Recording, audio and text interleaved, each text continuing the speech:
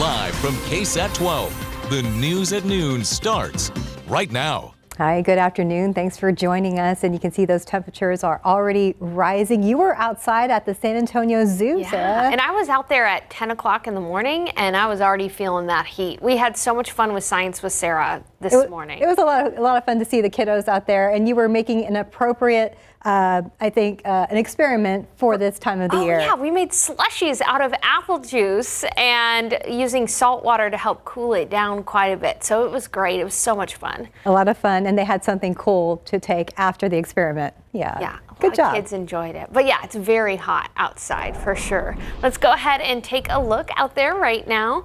It is in the 90s, but here's the thing. This is what it feels like outside. It feels like 104 degrees, so those apple juice slushies coming in handy later on today. South-southwest winds at about 10 miles per hour. Yeah, just hot. And the reason why we're dealing with the heat index of 104 right now is because humidity. These dew points are not dropping. Usually by this time we start to see the humidity come down a little bit, and kind of what you see is what you get on the thermometer, but not the case. The humidity is high. Your body cannot cool down as easily because of higher humidity, and so because of that, this is what it feels like. It feels like 104 in San Antonio, 104 in Gonzales, 104 in Pleasanton, 108 in New Braunfels. There is a heat advisory in place through this afternoon because we expect the humidity to stay pretty high. So please take care of yourself and make sure you're staying hydrated. And the triple digits ahead are going to be adding up. We'll be taking a look at that forecast. But compared to last year, especially last August, it's not nearly as hot, believe it or not. So I'll be showing you and reminding you of last August. But unfortunately, as far as rain goes, there's not much hope for rainfall for us in the coming days either. Even though it's hot, there's still a lot to talk about in the forecast. I'll have those details coming up. Thank you, Sarah. Well, saving lives and supporting one San Antonio family right now, there's a blood drive happening at Stevens High School. And this is an honor drive for a 16-year-old boy who died this summer after battling leukemia. Well, Avery Everett is live out there right now. And Avery, what does it look like out there? It's a hard day here for the Gallegos family, but it's also one that's filled with hope. They're doing this blood drive with the South Texas Blood and Tissue Center in honor of their son, Mike Gallegos Jr. He died just a couple of weeks ago after battling leukemia for 10 months, and he was only 16 years old. That's why this blood drive is so important, and I want to introduce you to his dad, Mike. Thanks for having us out here today. Thank you. Walk me through the importance. I mean, we've been talking about setting something up like this for weeks now. Yes. Why is it so important to have this today? And it's important to us because we can help others, and at the same time, we're going to keep Strong Like Mike alive. Walk me through, I mean, you all are still accepting donations. Why is it so important for people to show up and to help? To help save a life. One blood donation can save up to 3 lives, and that's very important, especially for cancer patients. What does today mean for your family, to see all these people coming through the door? It means a lot.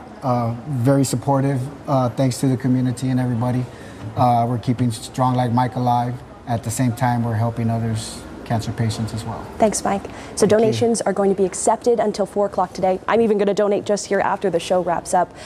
But for now, we'll toss it back. Reporting live, I'm Avery Everett, KSAT 12 News. All right, thank you, Avery, and thank you to the Gallegos family as well. Well, a mother accused of taking part in the death of her 5-year-old son over 3 years ago could spend 15 years in prison. Nicole Aguilar got 15 years after accepting a plea deal for testifying against her ex-boyfriend, Daniel Garcia. Now, Garcia was convicted in May for abusing Aguilar's son, 5-year-old Dominic Aguilar Acevedo, leading to his death in July of 2021. The couple then left Dominic's body in a ravine along a hillside in Colorado, and in court, the judge sentencing Aguilar did not hold back. You have earned every single day of the 15 years that you plea bargained for. The right thing to do was the first time that he laid hands on your son to stop him. Well, the case is not over yet. Garcia will be back in court next week for his sentencing. He is facing 5 to 99 years or life in prison. In another trial that we are following, we could find out today which punishment a jury picks for this man, Alexander Castro. Now, Castro was found not guilty of manslaughter, but convicted on a lesser charge of criminally negligent homicide. This has to do with an accident that killed 24-year-old Alexandra Siebert back in 2022. The jury resumes deliberations that began at 9 a.m. this morning, and once they reach a verdict, we're going to bring it to you on the air and online. Now, according to the Uvalde Hesperian, the Uvalde CISD School Board reconvened late last night following a closed executive session. And during the final moments of that meeting, the board voted to appeal a district judge's decision in regards to a Texas Tribune lawsuit.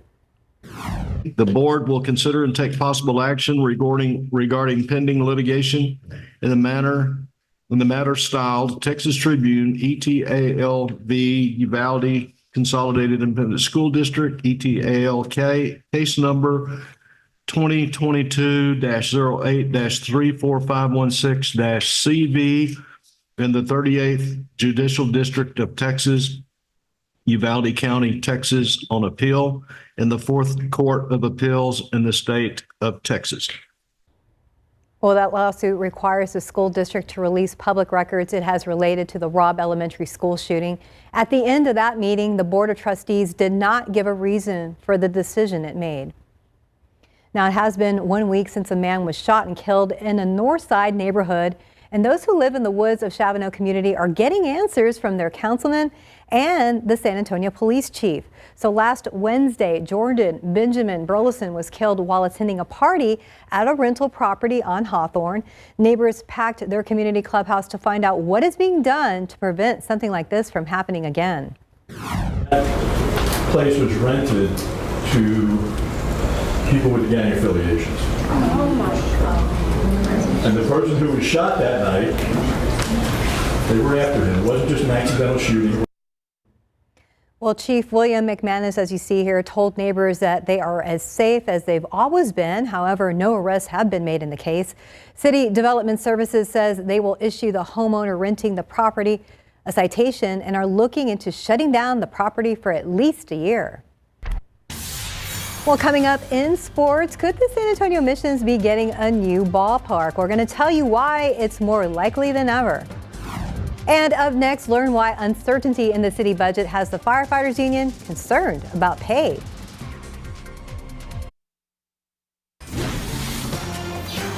Well, after 11 bargaining sessions, there is still no deal between the City of San Antonio and the San Antonio Professional Firefighters Association. And now the city's going into the budget session with a big question mark in the place of its second biggest contract. Our Garrett Berringer tells us how this could have a domino effect on the rest of the budget. When city staff unveils a proposed budget on August 15th, part of the fire budget will be a best guess. We will be making those final decisions in the next few days. We don't know exactly how far apart the city and fire union are now, but based on a recent city estimate, the difference would be tens of millions of dollars over the course of a 3-year contract. And with the city already expecting a budget deficit, every bit will matter. As you mentioned, is one of those items that we don't have certainty yet, but that is something that we will be discussing as part of the budget proposal next week. Wherever the two sides end up, the contract will have fixed costs the city has to pay, and that affects how much it can spend on libraries, human services, parks, and other city programs. The city's lead negotiator and deputy city manager wouldn't go into detail on how much having that question up in the air handicaps them. As you know, we have roughly about 30 days before the budget is adopted and final. So we will continue to meet with the association with the goal of having something final by then. Pay is the biggest hurdle. Here's a graph showing how each side's proposals so far would affect the base wages of the lowest ranking firefighters. The union proposals in red are still much steeper than what the city proposals in blue have been. And those brightest colors toward the middle are the latest from each side.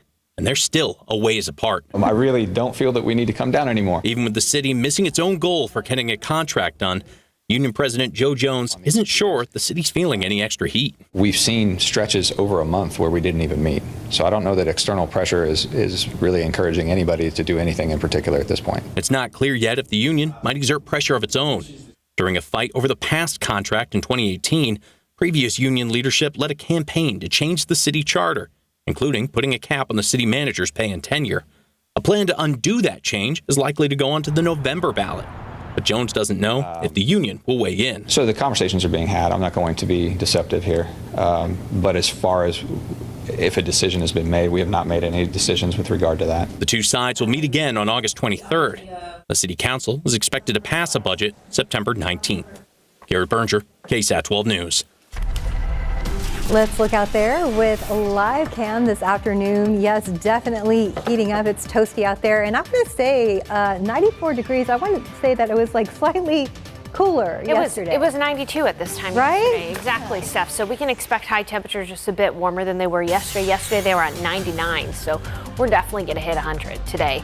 All right, in the pollen count, molds are the only allergen present. They're low. So something about the summer is oftentimes we really don't have as many allergens out there, and so it's good to see only one allergen.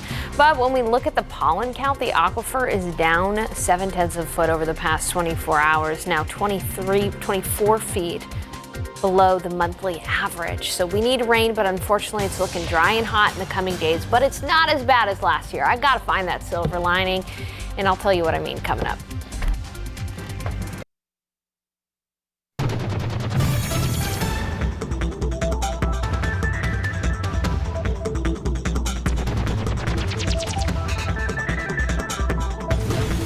Okay, Steph, it is one of my favorite parts of the noon show. We get to check in with SA Live. And there's Jen right now, looking as wonderful as she usually does. Can you let us know what the question of the day is? Yes, this is one of my favorite parts too, by the way. Yes, we are talking animals today. Fiona's on an animal adventure. And then we also saw a viral video for a seal rescue and how people were chiming in to help, and they were watching the live stream. So that got us thinking, our question today about rescuing animals. So do you two have a story to share? Is there an animal that you've rescued?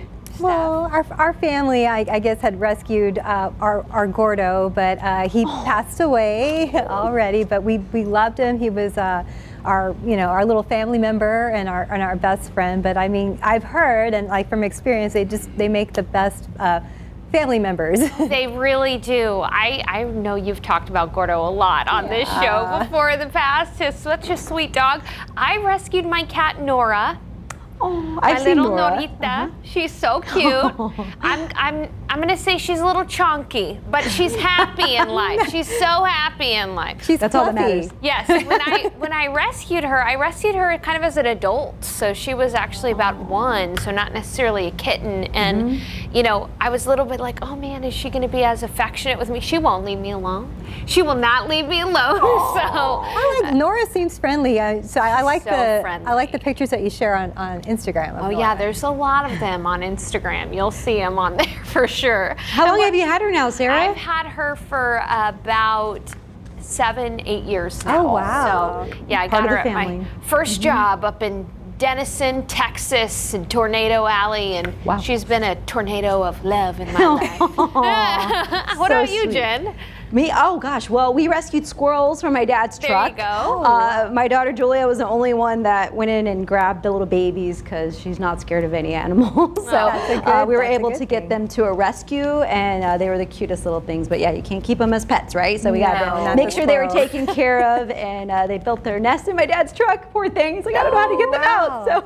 Well, it's good that you got them rescued. Yeah. Yes, they were adorable. So we want to know if anybody out there has a story to share. You can scan that QR code, maybe even a photo. Maybe you ladies can share photos too. That would be great. We'd love to see those pictures. Maybe I'll grab a picture of Nora and I'll show her a little bit later in the show. And do you have pictures of the squirrel family? I've been looking. I'm going to text my daughter. I'll find them. Hopefully. She probably does. Yeah. Well, we're looking forward to SA Live today. Thank you so much, Jen. Thanks, Jen. See you in a minute. See y'all later.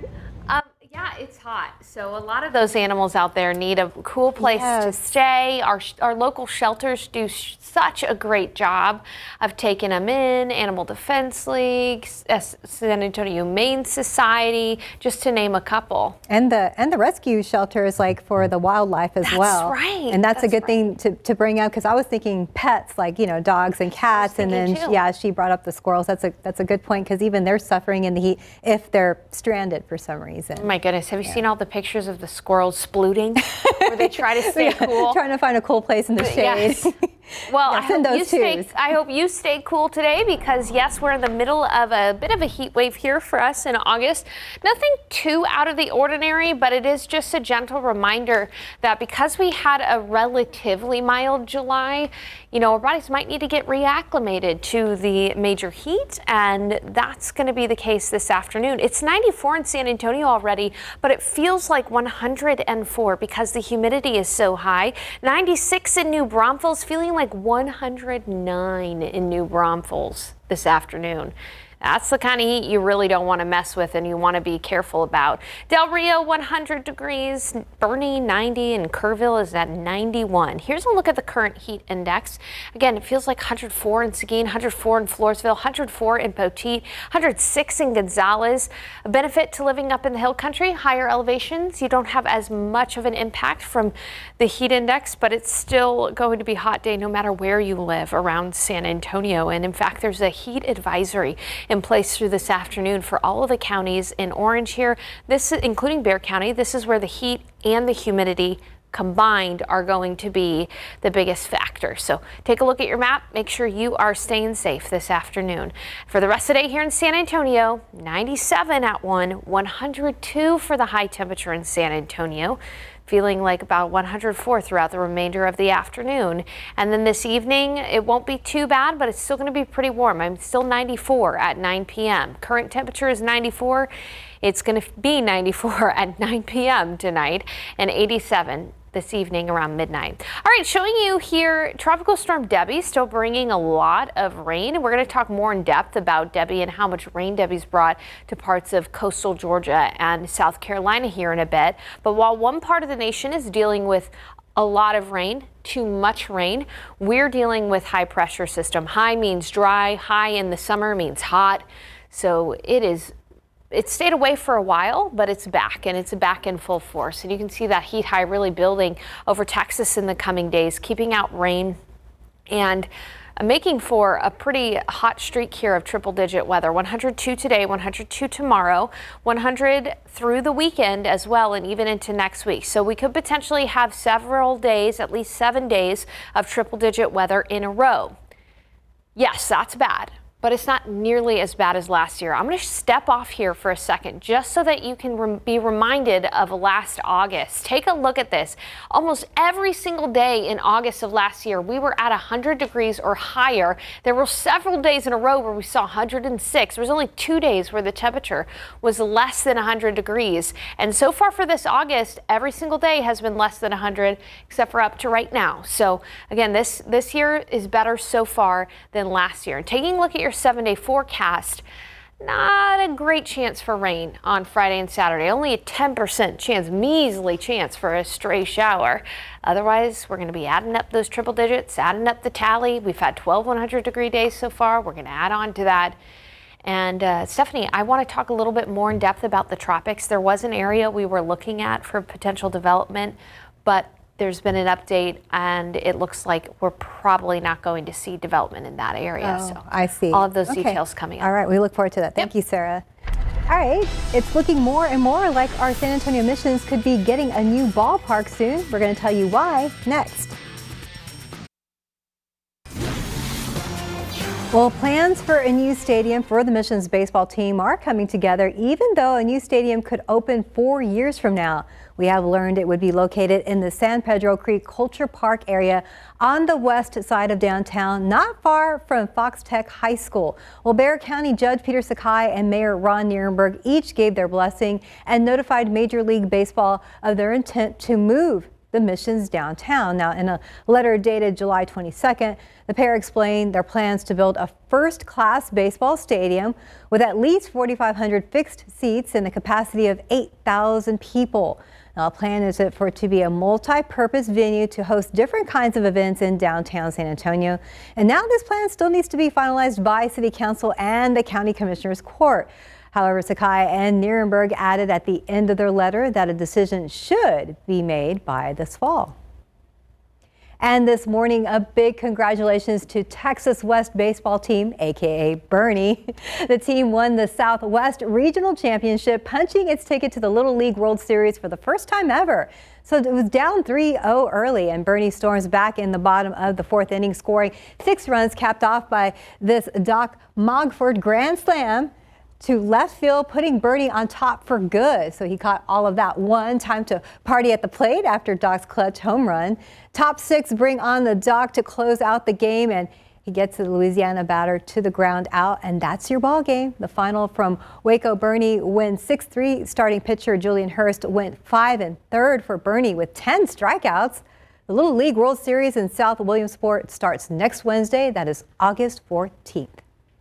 And we still have a few days and events left in the Paris Olympics, and it has been a good year, not only for Team USA, but also for Texans competing at the highest level. So let's break down just how many medals our Lone Star athletes have gotten so far. So first, of course, Simone Biles, big name there, winning gold for Team USA in gymnastics. She was joined by fellow gymnasts Jordan Childs and Hesley Rivera as part of Team USA's dominant gymnastics team. Scotty Scheffler won gold in golf, and adding yet another accomplishment to his already stellar year of excellence on the course. And former Longhorns are dominating the competition as well. UT alum Julian Alfred won gold for St. Lucia in the 100-meter dash, while fellow alum Hubert Koss won the gold for Hungary and the 200-meter backstroke. And lastly, Longhorn Ryan Krauser won gold in the shot put for Team USA. And while these Texans didn't make gold, they've got bragging rights for making it to the podium. So we have swimmers Carson Foster, Aaron Gemmel, Luke Hobson, Simone Manuel, and Cassidy Cook all made silver this year. On the track and field side of things, we have Bryce Dedman, Sha'Carri Richardson, and Jasmine Moore all placing second in their events. We have other silver medalists, including Asher Hong in gymnastics and Connor Lynn Prince shooting skeet. Congrats all around. And here's also bronze so far. We have Austin Jewel Smith made the podium for women's skeet shooting, and San Antonio native Fred Curley got the bronze in a nail-biting men's 100-meter final on Sunday. Congrats, congrats. And some Texans still have a chance to win medals this year. So we have 800-meter runner Bryce Hoppel from Midland, Texas, is headed to the semifinal race on Friday. And after that, he's got a shot at some gold. So good luck. And the San Antonio area business owner is one of the top 10 finalists for the 11th annual Quest for Texas Best competition. We're going to tell you about Hess Street Foods coming up next. Let's look outside with live cam this afternoon. It is hot out there. We can speak from experience. Sarah was out at the zoo earlier, and I was outside as well, and we're already at 94 degrees. Oh my goodness. It was hot at 10 o'clock in the morning. Just imagine how it feels out there right now. Yes. Very hot. I want to start though with an update on the tropics. First, let's talk about Tropical Storm Debbie barely moving. It's only moving to the northeast at 5 miles per hour.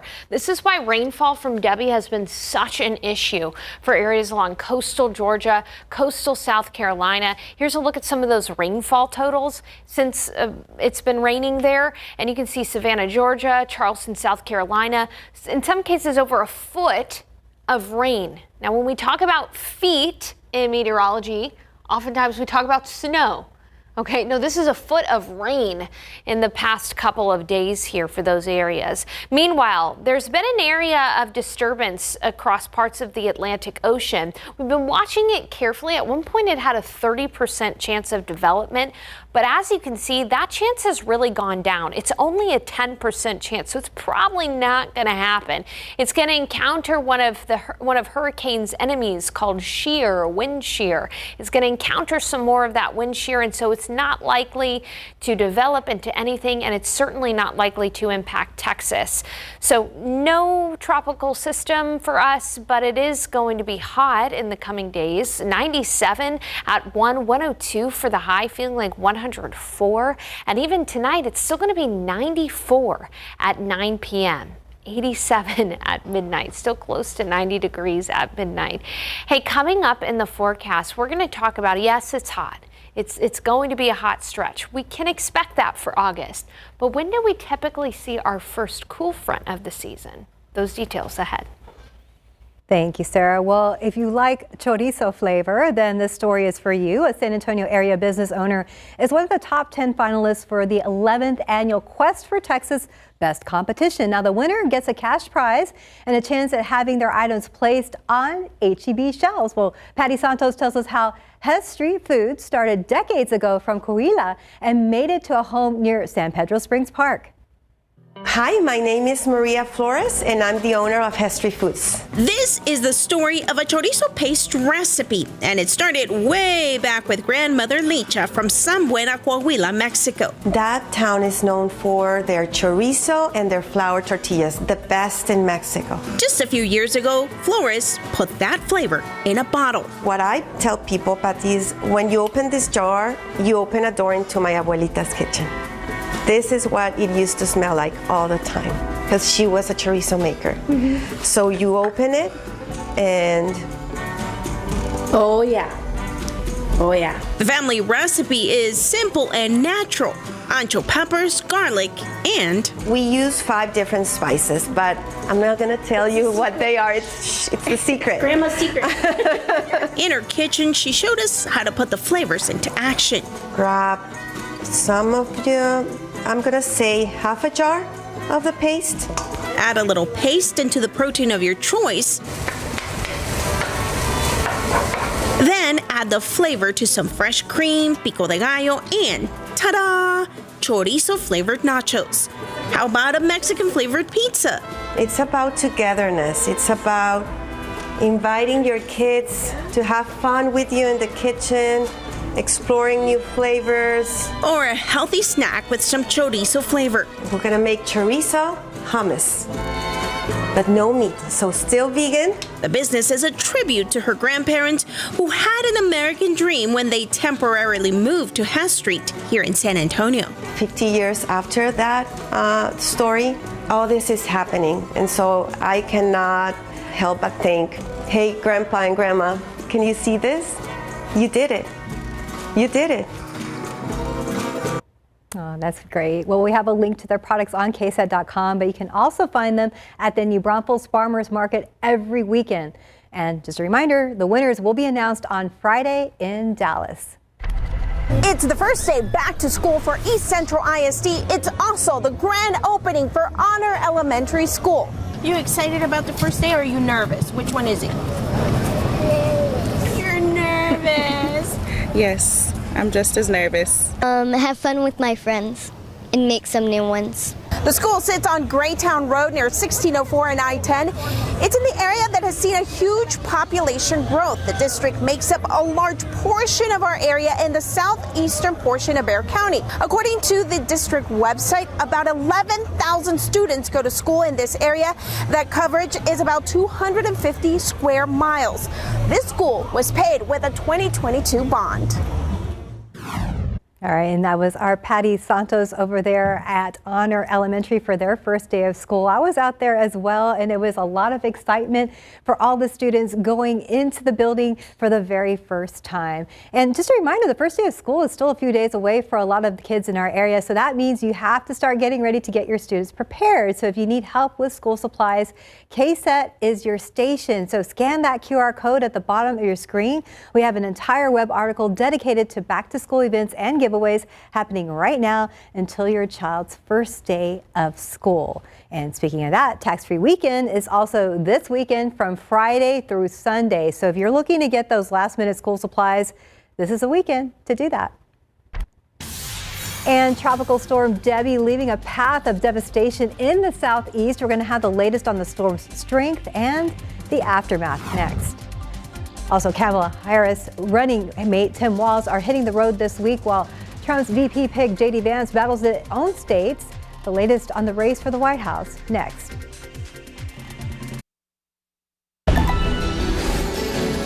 Well, Vice President Kamala Harris and her new running mate, Minnesota Governor Tim Walz, are hitting the road for a tour of a number of swing states aimed at introducing the VP pick to the nation. All as Trump's running mate, Ohio Senator J.D. Vance, is holding his own swing state tour and blasting the new Democratic ticket. ABC's Jay O'Brien has more. Vice President Kamala Harris and her new running mate, Minnesota Governor Tim Walz, now starting a campaign blitz, visiting 6 swing states in 5 days. Governor Tim Walz of the great state of Minnesota. After a raucous rally in Philadelphia last night, where Harris introduced Walz to the nation as a popular governor, former congressman, member of the Army National Guard, teacher, and coach. In 91 days,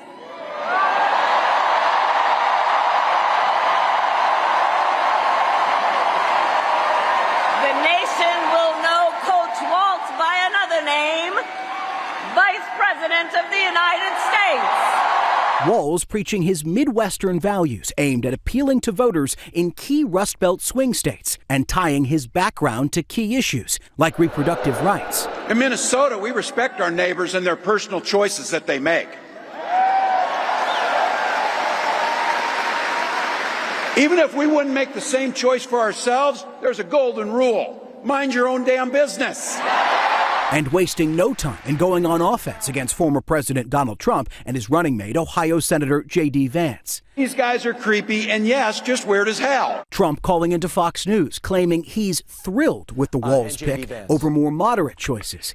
He's a very liberal man, and he's a shocking pick, and I'm thrilled. I could not be more thrilled. Vance doing his own swing state tour in Wisconsin and Michigan today. What Kamala Harris is telling all of us by selecting Tim Walz is that she bends the knee to the far left of the Democrat Party. Harris's VP search happened quickly in just the 2 weeks since President Biden dropped out, and Walz's pick was finalized just hours before that rally. There are now 90 days left until Election Day. Jay O'Brien, ABC News, Washington. Well, looking ahead, we're about 13 weeks away from November's general election, and we're doing something different this year with our Your Voice South Texas series. So tonight is episode 2, which spotlights you, the people, and the things you care about. So our Estefania Jimenez visited Pecan Town Books and Brews in Seguin. It's a bookstore/cafe that also serves as an unofficial community center. So people with a range of political opinions go there and share ideas with no judgment. And that's where we're going to hear from 2 women who disagree on politics but agree on something much bigger. Are you comfortable telling me who you think you're going to vote for? Well, I'm going to vote Democrat, so. Okay. Yes. And you're? I'm a Republican. But between me and her, we love each other and we care for each other. But we don't go there because our friendship is more important. However, we are told that Diana Rose did go there with Stefania. The conversations that she had with people in Seguin reflect much of what we're seeing in the current polls, which is a dead heat in the race between Donald Trump and Kamala Harris. So we invite you to watch the next episode of Your Voice South Texas tonight on all of our streaming platforms. Heating up some more, even though it's sticking to 94 degrees. I know it's hot out there, Sarah. How does 102 sound for the high today? Oh my goodness. Yeah, so it's going to heat up another 8 degrees, Stephanie, by the time we're all heading home from work. Molds, though, are the only allergen present, and they're low at 230. Taking a look at the aquifer is also low. It's down 0.7 of a foot over the past 24 hours and more than 20 feet below the monthly average. No major chance for rain for us today, but when is on average our first cool front of the season? How much longer do we have to wait through this heat? Those details coming up.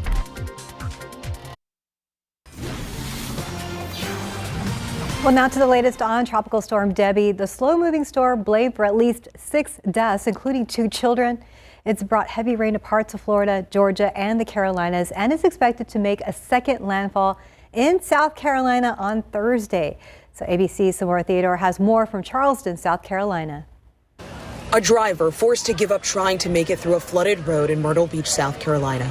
It's something we're seeing across the southeast as Debbie slowly moves through the region. Somerville, which is just north of Charleston, has already seen more than 17 inches of rain. The storm expected to drop another 6 to 10 inches of rain in parts of the Carolinas. The city of Charleston imposed a curfew. The purpose of this curfew is to keep people off the roads and prioritize the safety of our residents and our first responders. That curfew now lifted, but seems to have worked. Police and fire say they did not have to rescue anyone overnight. In Monk's Corner, this Arby's restaurant destroyed. The tables and seats blew right out of the building. North Carolina also feeling the effects of the storm and preparing for more. Our forecasters predict tornadoes, heavy rains, flash floods, and possible storm surge that can quickly inundate low-lying areas. Along the Gulf Coast of Florida, then Hurricane Debbie causing widespread damage, roads impassable. In Manatee County, drone video shows a stranded person being rescued from a vehicle. Hundreds of thousands of customers without power. The state's largest insurer requesting another 13% increase in insurance rates. In the Northeast, a storm system triggered severe storms and flash flooding ahead of Debbie's arrival later this week. For the first time, New York City officials using a drone to transmit emergency weather alerts. If you live in a basement or a ground floor apartment, be prepared to leave your location if flooding occurs. New York City's Henry Hudson Parkway flooded. Rescue crews working to unclog storm drains. Meantime, in the south, Debbie's anticipated to make a second landfall in South Carolina tonight and then push inland. Flood watches have been put in place for Georgia, the Carolinas, and Virginia through Friday. Samara Theodore, ABC News, Charleston, South Carolina. Too much rain in one part of the country, and we could use some more rain here in San Antonio. We do have that heat high overhead, though, and that's going to prevent us from seeing any rain in San Antonio, in Texas for the most part as well, and then just really causing us to bake in the heat. That heat high acts as a magnifying glass for the sun and intensifies that heat for us. So let's go ahead and take a look at that heat high. It is really starting to build over Texas in the coming days. That's why we're going to have several days of triple-digit weather, one after another. It was good while it lasted over July, while that heat high was well off to the west, but now it's our turn to see that heat high overhead. And taking a look at your next 7 days, that's exactly the story. We're going to be looking at 102 today, 102 tomorrow, and then by the weekend, topping off right near 100 degrees for the high temperature. Humidity is going to be a factor for a good portion of the day. During the peak heat of the day in the afternoon, though, humidity should come down a little bit, so that's some good news. Kind of what you see is what you get over the weekend when it comes to temperatures. No major heat index value, but you might be asking, okay, we got through July relatively unscathed from the heat, and we got some rain, but when is our first cool front on average? Take a look at your screen here. I know this is a lot, but I want to walk you through it. Take a look at September 6th of 2017. That was our earliest front of the season in the last 10 years. What am I characterizing as a cold front? Well, a front that moves in and drops our highs to less than 90, our lows less than 65 in the morning, and the dew point less than 60 degrees, meaning it's dry outside. So you can see 2017, that happened on September 6th. 2020, that happened on September 9th. Last year, our first front was all the way out on October 5th. And so on average, though, we usually see our first cool front in September, and the average can be about September 24th. So keep that in mind. Instead of last year when we were dealing with month after month after month of record heat, we've gotten through July. August is going to be hot, not nearly as hot as last year, but it's going to be hot. But keep in mind, end of September, that's usually when we see our first cool front, so we don't have to wait too long, month and a half.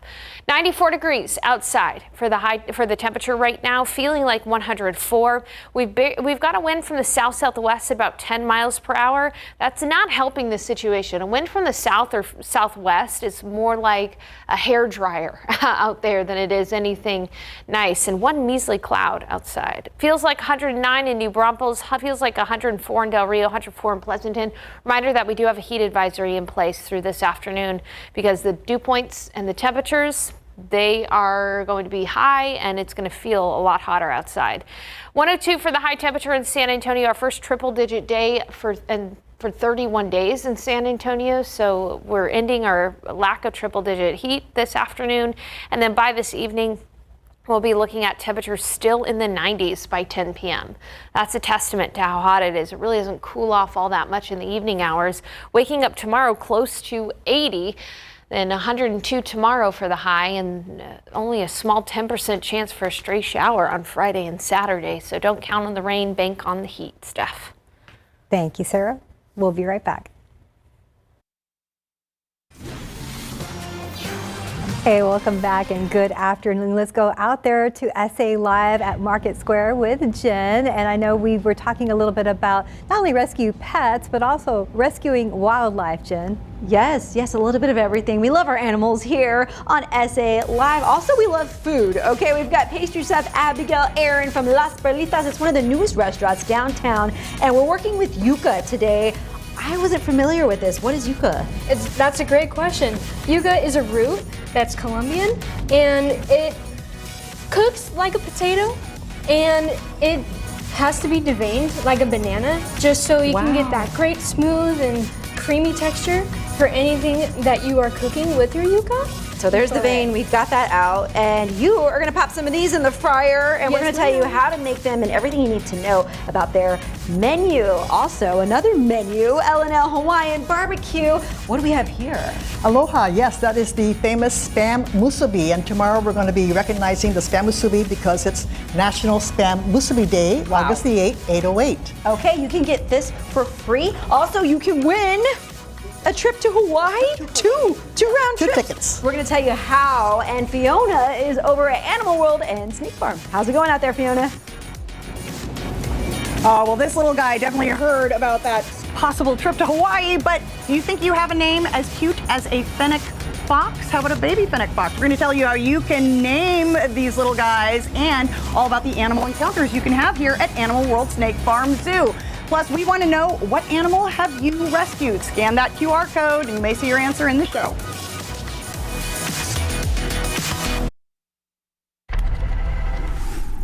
And we are getting ready for the annual KSAT Pigskin Classic, and this year Bernie will take on Piper. That's happening Thursday, August 29th at Piper Warrior Coliseum. And you know that's going to be here very soon, just around the corner. It really is. It really is. You know it's almost football season when it's 102 outside.